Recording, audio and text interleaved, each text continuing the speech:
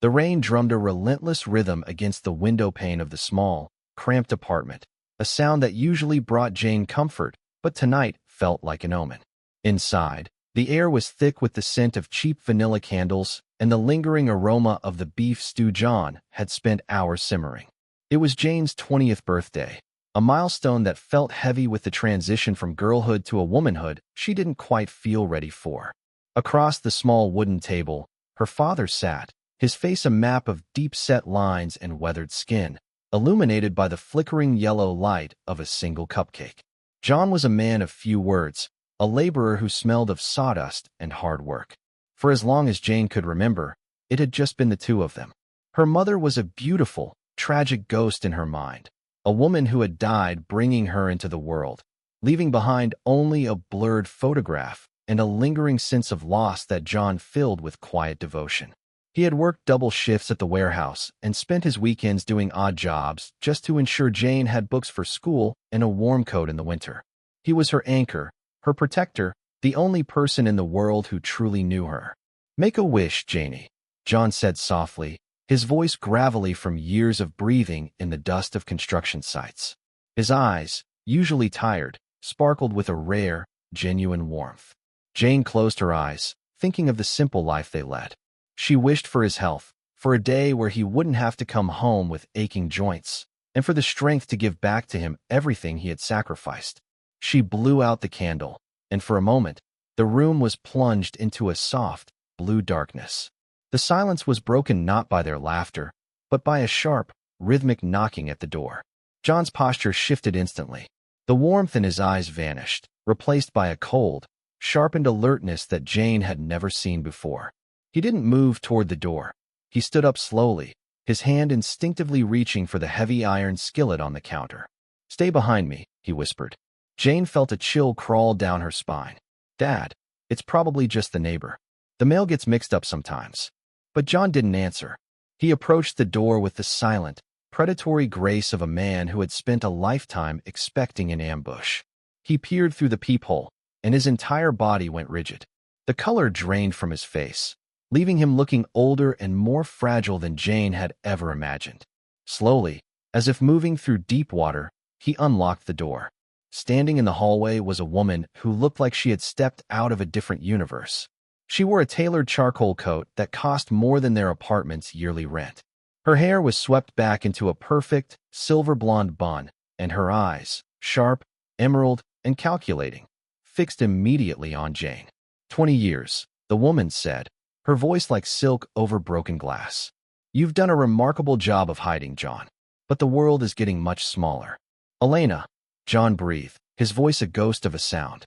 "You shouldn't be here. We had a deal." "Deals expire when blood is involved," Elena replied. She stepped into the apartment without an invitation, her presence making the small space feel suffocatingly tiny. She ignored John and turned her full attention to Jane. "Happy birthday, Jane. I'm Elena, and I've come to take you home." Jane stood frozen by the table, the cupcake still in her hand. "Who are you?" "My father says my mother died." Elena let out a short, melodic laugh that didn't reach her eyes. "Your father is a very talented storyteller, but he's also a thief." From her leather clutch, Elena pulled out a manila envelope and tossed it onto the table. It slid across the wood, stopping right in front of Jane. "Open it. See the life he stole from you. See the man you've called Dad for who he really is." With trembling fingers, Jane opened the envelope. Inside were documents, birth certificates with names she didn't recognize, and a series of grainy, black and white photographs. In one, a much younger John was caught in a violent struggle with a woman who looked strikingly like Elena.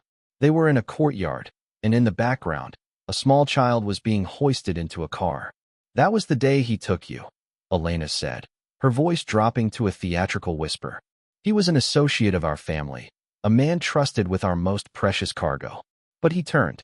He kidnapped you to settle a debt, to hurt me in the most cruel way possible. He raised you in this hovel, making you believe you were the daughter of a simple laborer, when in reality, you are royalty." Jane looked at John, her heart hammering against her ribs like a trapped bird. "Dad, tell her she's lying. Tell her these are fakes." John stood by the door, his head bowed, his hands shaking at his sides.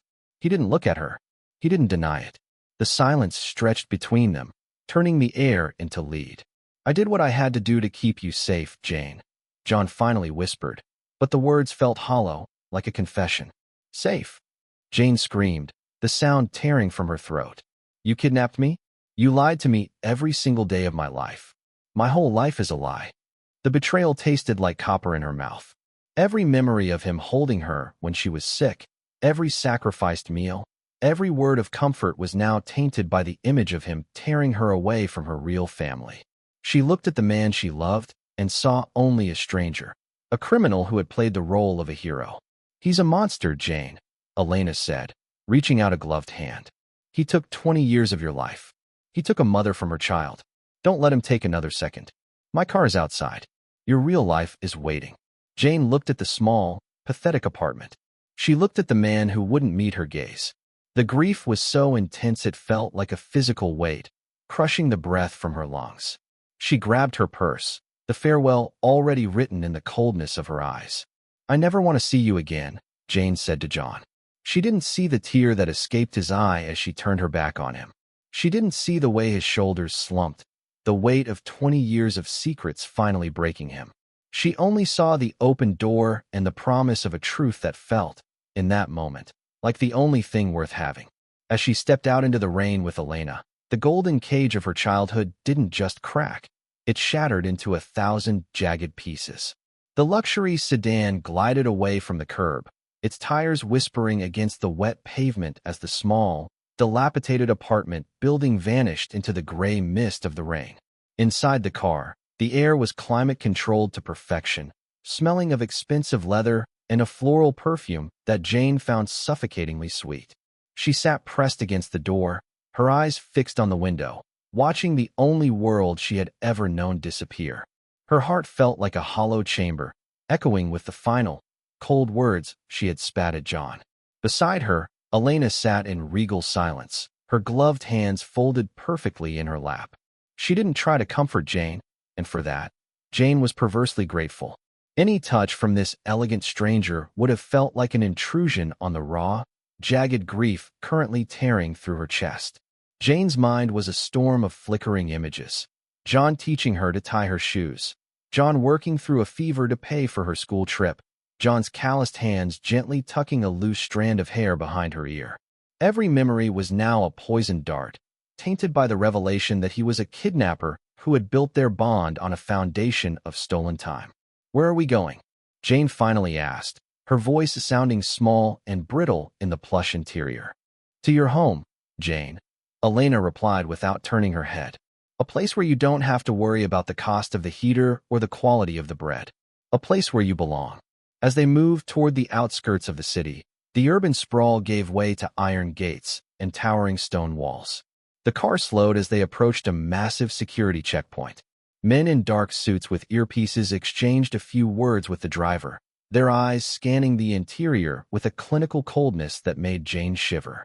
The gates swung open, revealing a long, winding driveway lined with ancient oaks that stood like silent sentinels guarding a fortress. At the end of the drive sat the mansion, a sprawling, neoclassical beast of white stone and dark glass. It was beautiful, but to Jane, it looked like a tomb. It was too large, too silent, and far too imposing. This is it, Elena said as the car came to a smooth halt. The House of Valerius. Your true legacy. Jane stepped out of the car, feeling utterly lost in her old sneakers and worn denim jacket. A servant appeared instantly to take Elena's coat, but Jane clutched her own bag tighter, as if it were a shield. She followed Elena through the massive mahogany doors into a foyer that could have housed her entire old apartment twice over. The floors were polished marble that reflected the light of a chandelier dripping with thousands of crystals. I'll have a room prepared for you, Elena said, her voice echoing in the vast space. For now, you should rest. The shock will take time to fade. Jane was led up a sweeping staircase by a silent maid to a bedroom that was larger than their old living room and kitchen combined. The bed was covered in silk sheets, and the wardrobe was filled with clothes that still had the tags on them. Elegant dresses, cashmere sweaters, and silk robes, all in her exact size. It was a golden cage prepared long in advance. Once the door clicked shut, Jane collapsed onto the bed. She didn't cry. The pain was too deep for tears, a dull, throbbing ache that pulsed in time with her heartbeat. She pulled her farewell letter out of her pocket, the one she had written in a frantic, angry blur before leaving. She had meant every word when she wrote it, accusing John of being a monster, a thief of her identity, and a liar who deserved the silence he was now left with. But as she lay in the silence of the Valerius mansion, a memory she had suppressed began to surface. It was a memory from when she was 5 years old. She had been having a nightmare about fire and loud voices, and she had woken up screaming. John had rushed into the room, his face pale with a terror that matched her own. He hadn't just comforted her. He had sat by her bed for 3 straight nights, refusing to sleep, his eyes fixed on the door as if he were expecting a monster to burst through it. At the time, she thought he was just being an overprotective father. Now, she realized he was a man living in perpetual fear of the day the past would catch up to him. She stood up and walked to the window. The grounds were meticulously manicured, but as she looked closer, she saw the dark shapes of men patrolling the perimeter. They weren't gardeners. They moved with a tactical precision, their eyes constantly scanning the tree line. The security was tighter than any luxury home should require. It felt like a prison. Jane looked at the expensive silk on her bed and the designer clothes in the closet, and for the first time, a flicker of doubt crossed her mind. Elena had said John kidnapped her out of spite to settle a debt. But why would a man motivated by spite live a life of grueling poverty just to raise the child he stole? Why would he work himself to the bone to ensure she was happy? She looked back at the door. She was a Valerius now, royalty in a world of stone and silk. But as she remembered John standing alone in the rain, watching her car drive away without saying a word in his own defense, she realized that the truth she had chased so blindly might be far more complicated than a manila envelope of photographs. The betrayal she felt for John was still there, a jagged wound in her soul. But as she watched the searchlights sweep across the lawn of her true home, a new kind of fear began to take root, a fear that she hadn't escaped a kidnapper, but had instead walked away from the only person who had ever truly kept her safe. She sat at the mahogany desk in the corner of the room, staring at a blank piece of stationery. She wanted to write to him, to ask him the questions she had been too angry to ask before, but she realized with a jolt of horror that she didn't even know if she was allowed to send a letter. In this house of stone and shadow, her voice felt as lost as her heart. The first week in the Valerius mansion felt like living inside a museum where every exhibit was designed to remind Jane of her insignificance. The grandeur was absolute, yet the atmosphere was stiflingly cold. Elena's estate was more of a fortress than a home, surrounded by high stone walls topped with electronic sensors. Jane spent her days wandering through endless hallways lined with dark oil paintings of stern ancestors she was told were her kin, but their cold, painted eyes felt like those of strangers judging an intruder. Initially, Jane had been blinded by the sheer luxury, the silk sheets, the private chef, and the quiet efficiency of the servants. However, as the initial shock of her departure from John's apartment began to subside, the reality of her new life started to sharpen into focus. She noticed that the silence of the mansion wasn't the peaceful quiet of a library. It was the tense, guarded silence of a command center. The security was the most unsettling part. Jane began to realize that the House of Valerius was under constant, aggressive surveillance. She frequently saw men with visible tattoos and heavy, tactical boots patrolling the inner courtyard. These weren't mere security guards. They carried themselves with the lethal confidence of soldiers, their earpieces crackling with constant reports. On several occasions, she noticed the unmistakable bulge of concealed weapons beneath their tailored suits. Her attempts to explore the grounds were subtly but firmly thwarted. If she walked too far toward the perimeter fence, a guard would materialize from the shadows, politely but insistently suggesting she return to the main house. When she asked for the Wi-Fi password or a phone to call a friend from her old life, the staff would offer vague apologies about technical maintenance or security protocols. Elena, who had been so warm and urgent when she arrived at the apartment, had become increasingly distant and controlling. She spoke of legacy and destiny, but she never allowed Jane to leave the property or have any unsupervised contact with the outside world. "You are a Valerius now, Jane," Elena told her during one of their formal dinners, where the table was so long they had to raise their voices to be heard. The world outside is dangerous for someone of your status.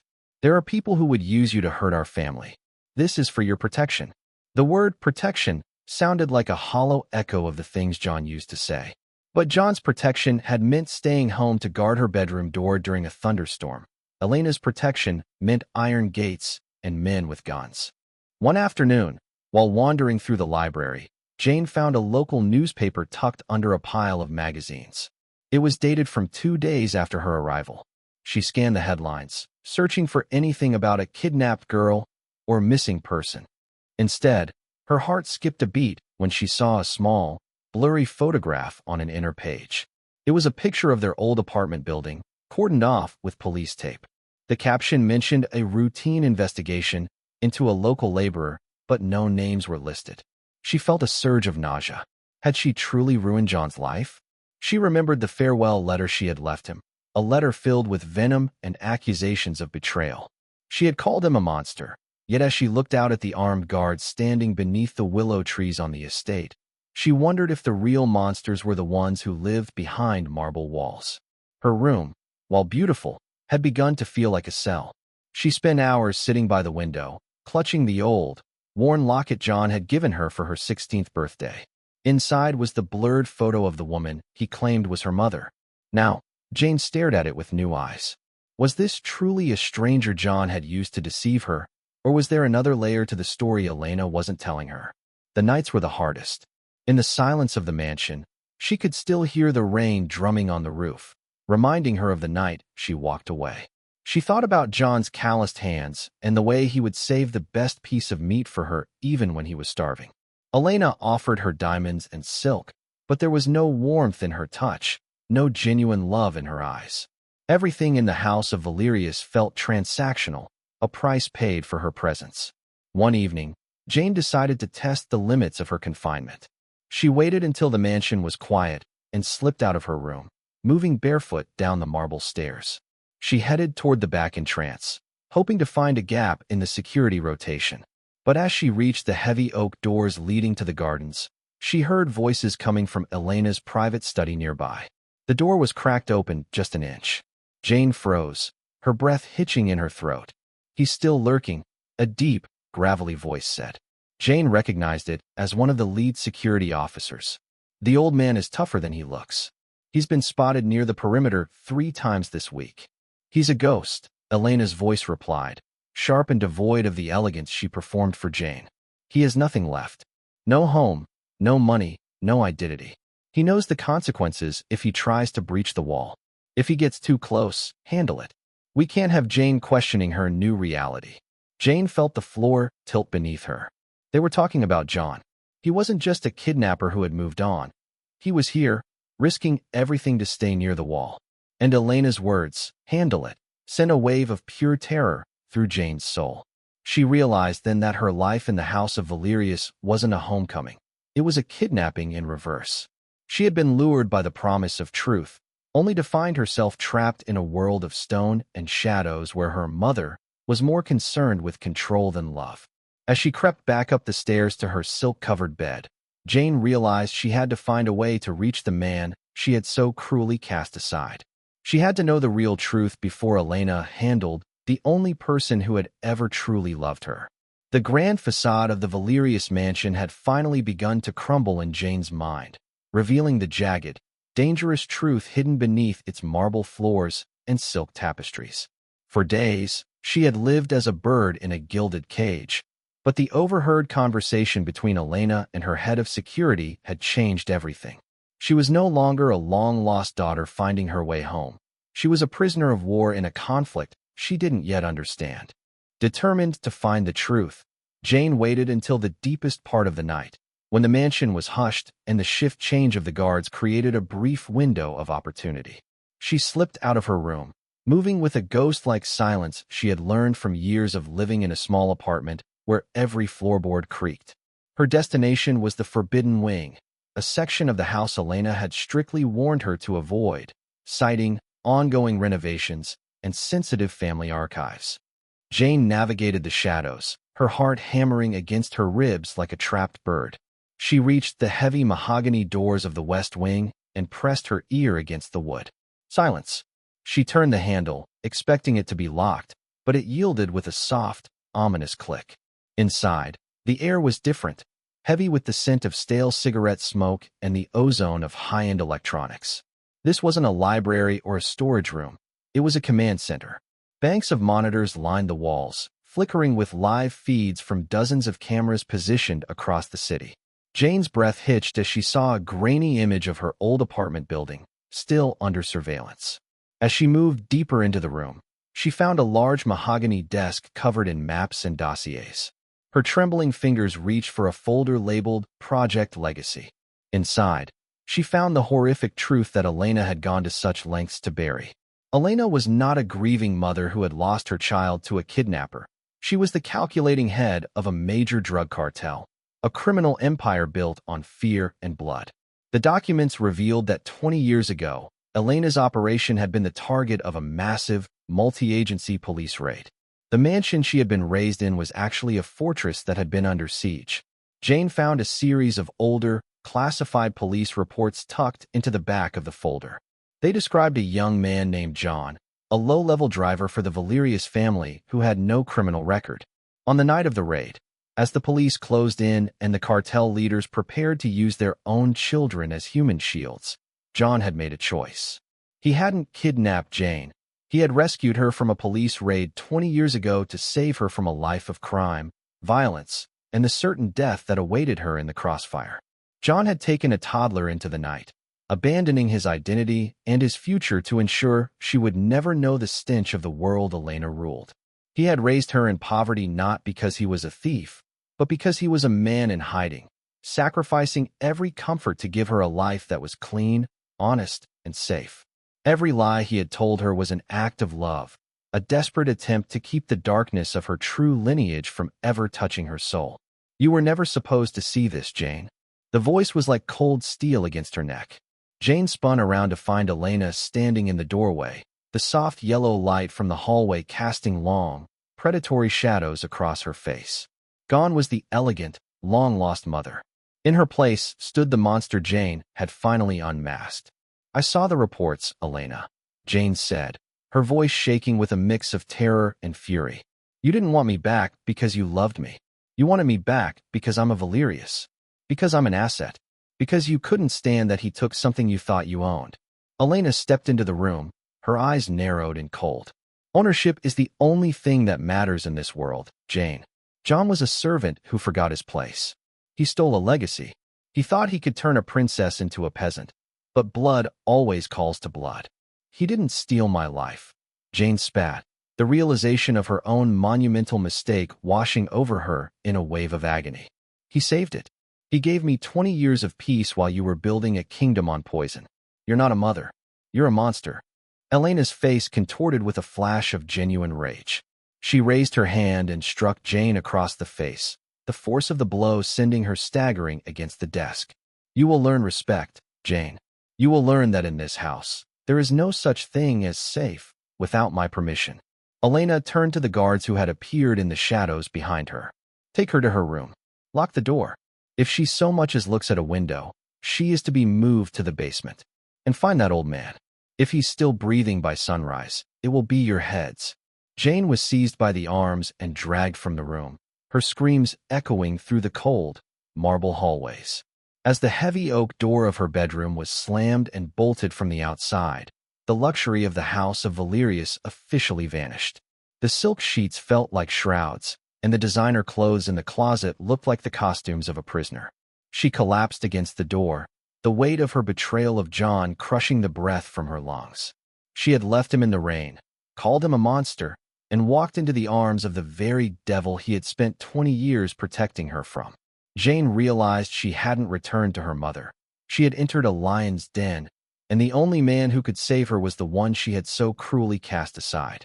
In the suffocating silence of her room, Jane realized she was trapped in a world of crime and violence, a pawn in Elena's ruthless games. She looked at the moon through the barred window, wondering if John was still out there, lurking in the shadows of the perimeter. She had to find a way to tell him she was sorry. She had to find a way out before the cartel, the family she had once wished for, destroyed the only father she had ever truly known. The days following Jane's discovery felt like a slow descent into a living nightmare. The bedroom that was once a symbol of her royal return had been officially stripped of its pretense, becoming a high-security cell. The curtains were drawn, the door was bolted from the outside, and the meals were brought in by silent, stone-faced guards who refused to meet her gaze. Jane spent hours pacing the length of the silk carpet, her mind a chaotic loop of guilt and terror. She thought of John, the man she had called a kidnapper, and realized that every day of her life had been a gift purchased with his silence and sacrifice. While looking out a small, high window that overlooked the rear service terrace, Jane began to observe the inner workings of the fortress. The House of Valerius was a hive of criminal activity. From her vantage point, she saw black SUVs arriving in the dead of night, their trunks loaded with heavy crates that the tattooed guards moved with practiced haste. She saw Elena standing on the balcony, cold and regal, presiding over a world built on the very poison John had tried to keep Jane from ever touching. It was during one of these long, desperate vigils at the window that Jane noticed something unusual. The terrace below was being cleaned under the blistering afternoon heat. A group of low-level workers, dressed in tattered, generic gray uniforms, were scrubbing the stone tiles with heavy brushes.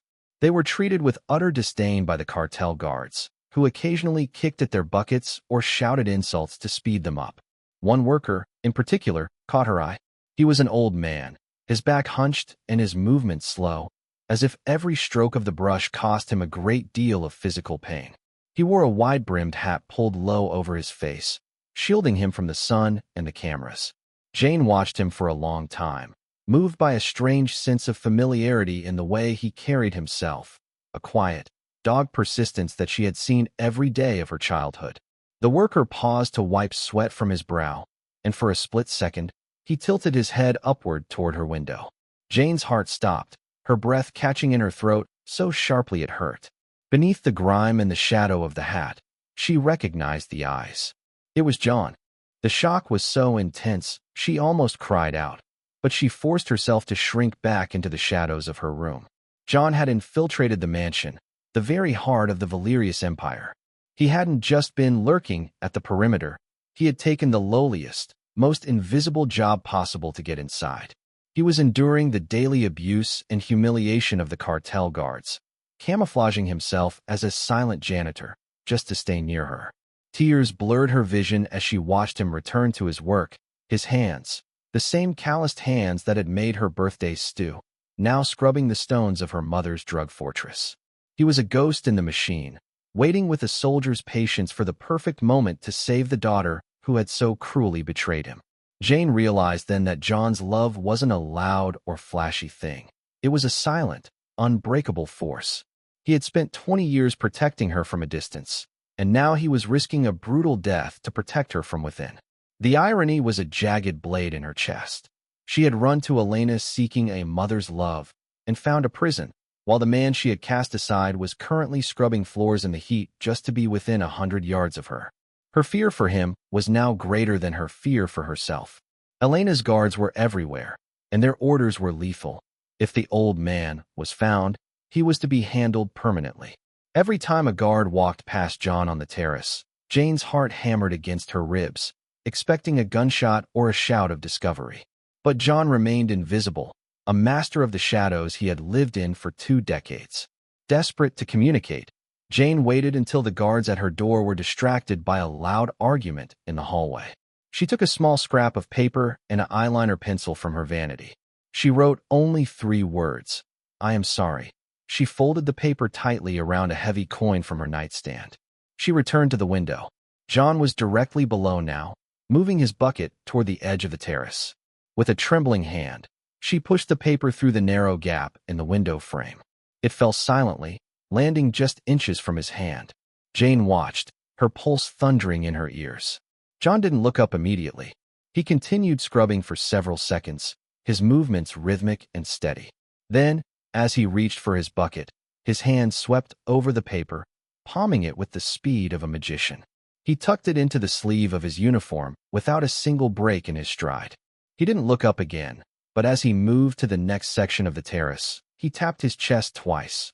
The same gesture he used to make when he dropped her off at school as a little girl. It was a promise. It was a signal. He was there, he was waiting, and he was still her father. Jane collapsed onto the floor, silent sobs racking her body. The luxury of the room felt like ash, but for the first time since she had arrived at the house of Valerius, she felt a flicker of hope.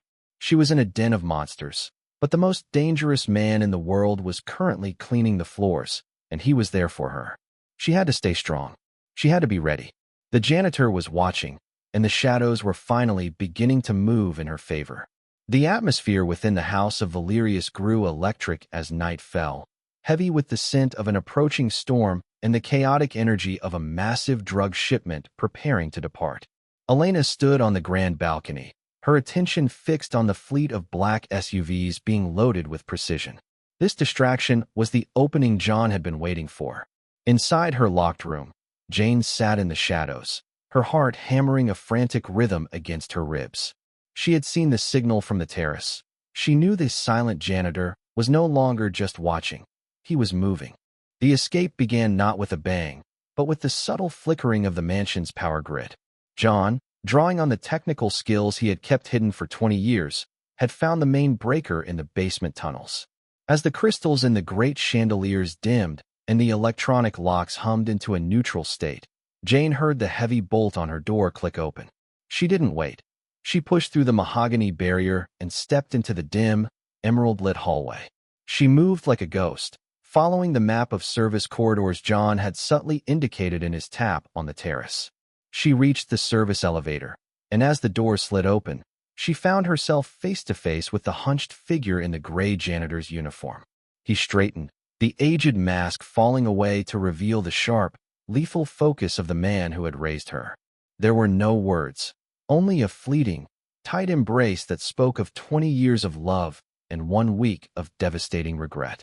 "Stay low, stay behind me," John whispered, his voice the same calm, steady force she remembered from her childhood.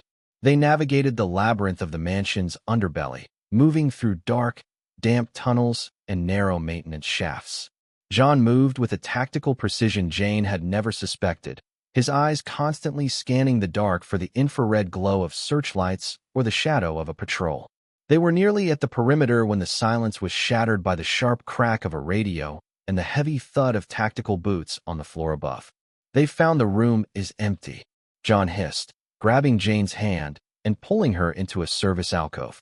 A cartel guard burst through a heavy metal door at the end of the corridor, his flashlight cutting through the gloom. Before the man could raise his weapon or shout a warning, John moved with a speed that defied his years. He intercepted the guard, his movements a blur of calculated violence. In the struggle, the guard managed to pull a combat knife, the blade catching the dim light before sinking into John's shoulder. John didn't scream. He gritted his teeth, disarmed the man with a brutal twist of the wrist, and silenced him with a single, expert blow. Jane watched in horror as blood began to soak through the gray fabric of John's uniform. "Dad, you're hurt," she breathed, her voice trembling. "It's nothing," John lied, his voice steady despite the pain as he pulled Jane deeper into the tunnels. "We're almost out. Don't stop." They reached the final threshold, a rusted maintenance gate that led directly to the estate's outer perimeter fence. Outside, the night was alive with the sweeping beams of searchlights and the frantic shouts of Elena's security team. John used a pair of heavy-duty wire cutters he had hidden in his janitor's bucket to create a jagged opening in the high-tension wire. As they crawled through the gap, a searchlight swept over them, pinning them against the dark earth like insects under a microscope. There, by the fence, a voice roared from the mansion's balcony. Gunshots began to kick up the dirt around them, the air whistling with the lethal intent of Elena's soldiers.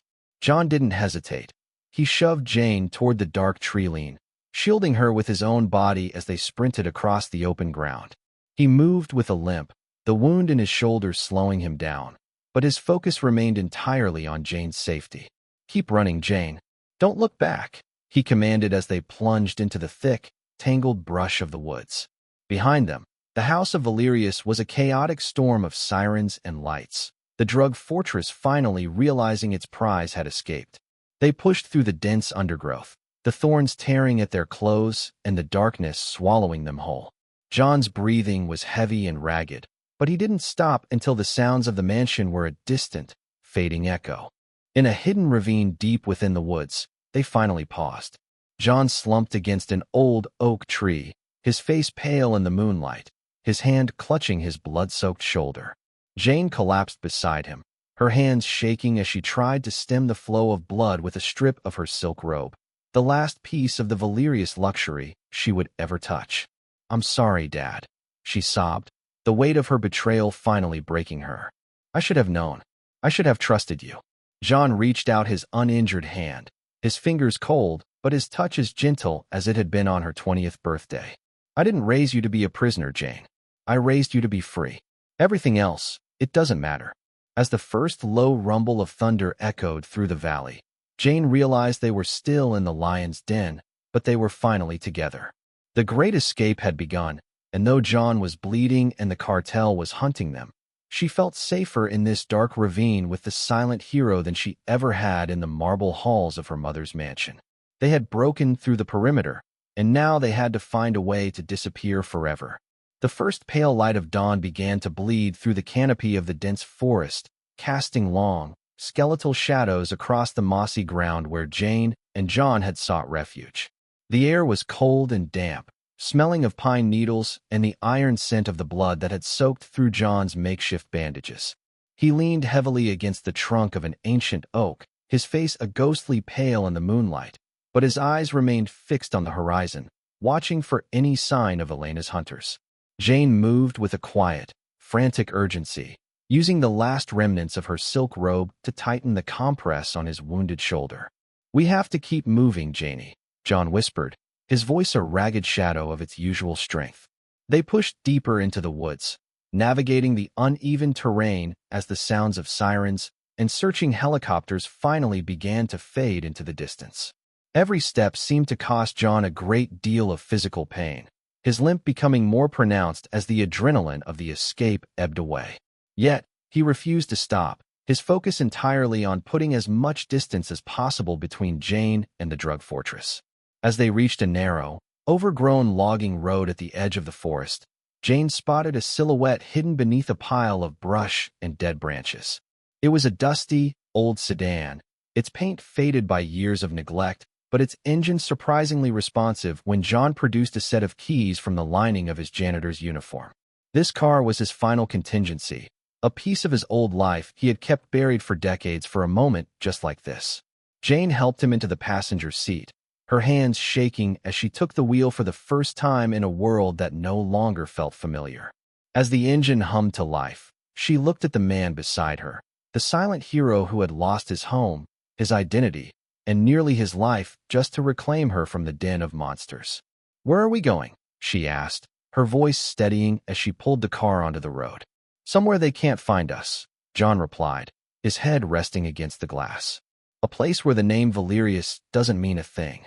As the car sped toward a distant border, the sun finally broke over the mountains, bathing the road in a brilliant, golden light. Jane looked at John's scarred, calloused hands, resting weakly in his lap, and she reached over to grip them with her own. The touch was a silent bridge over a week of devastating regret and 20 years of hidden truths. She realized then that she had lost the illusions of royalty and the false promises of an empire, but she had saved the only thing that had ever truly mattered. John gave her a small, tired smile, the first genuine smile she had seen since her 20th birthday. He had lost everything he had spent 2 decades building, but he had saved his most precious treasure from the lion's den. Behind them, the house of Valerius was nothing more than a dark memory fading in the rearview mirror.